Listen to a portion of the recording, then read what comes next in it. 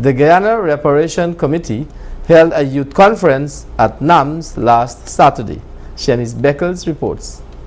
The Guyana Reparations Committee on Saturday last held a youth entrepreneurship and innovation conference for young adults between the ages of 18 to 35 at the New Amsterdam Multilateral School under the theme Expanding the Entrepreneurial Horizons for Afro-Guyanese Youths. The goals of the conference were to motivate and inspire Afro-descendant youths to establish and operate their own businesses, to identify and provide strategic linkage to critical business development network and tools, and to identify and provide guidance on critical priority sectors, current and emerging for investment. Secretary of the Guyana Reparations Committee, Ms. Esther Gittins, expounded on the initiative. This seminar is one in a line of seminars that were held starting in Iflot. Then we went to Linden, then we had one in Buxton, and 2 weeks ago we had one at Hordmunston Lodge which focused on the Georgetown youths. And we plan to have one in Berbice in Essequibo last Saturday, but we had to cancel that because there was another major event in Essequibo and it would have competed for the participants. And so now we're here in New Amsterdam today, and in January we will have the one that was scheduled to be held in Anna Regina. Now this seminar was organized by the Guyana Reparations Committee, which is a member of the the CARICOM Reparations Commission to be exact. The reason we initiated this line of youth entrepreneurship and innovation conferences is because we recognize that youths are not really involved in the reparations movement. In fact, our youths are not even really interested and participating within their African groups. Ms. Gittins noted that economic instability is one of the reasons for the lack of youth participation.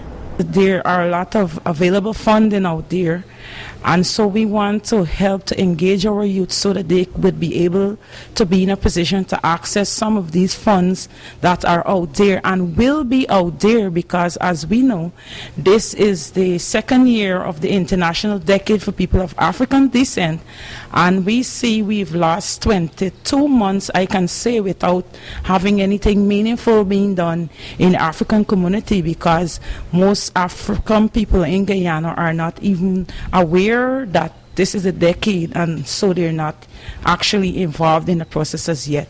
Executive member of the Guyana Reparations Committee, Ms. Penda Guyan, noted that the Reparation Committee's aim for spearheading these conferences is to promote self-employment.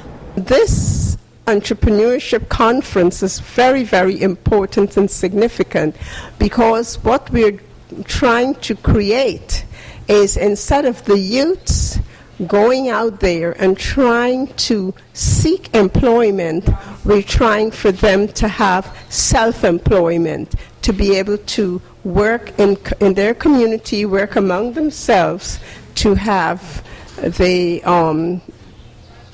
to set up jobs, you know, whether it be farming, whether it be, you know, little industries, little cottage industries of various types. So this is the sort of thing that we're hoping to achieve.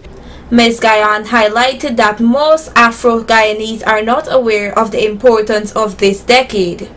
This is the decade, as was alluded to earlier on, of the international, this is the International Decade for People of African Descent.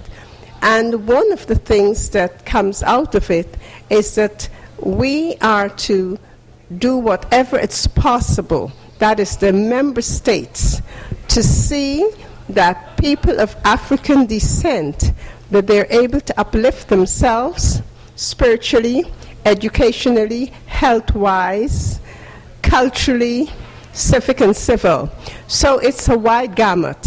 And it comes under, as Dr. De Silva says, the theme, recognition, justice, and development. So we are concentrating strongly on the development aspect, because if you have the development aspect, the other things will fall into place. We're stressing on the education, and, you know, the entrepreneurship. So this is why we're working. And the thing is that the United Nations declared this decade, it was declared in November 2014 to go into operation on the 1st of January 2015. The conference was 9 hours of interactive sessions, discussions and planning, and was deemed successful by the organizers. Shanice Beckles reporting for Channel 8 News.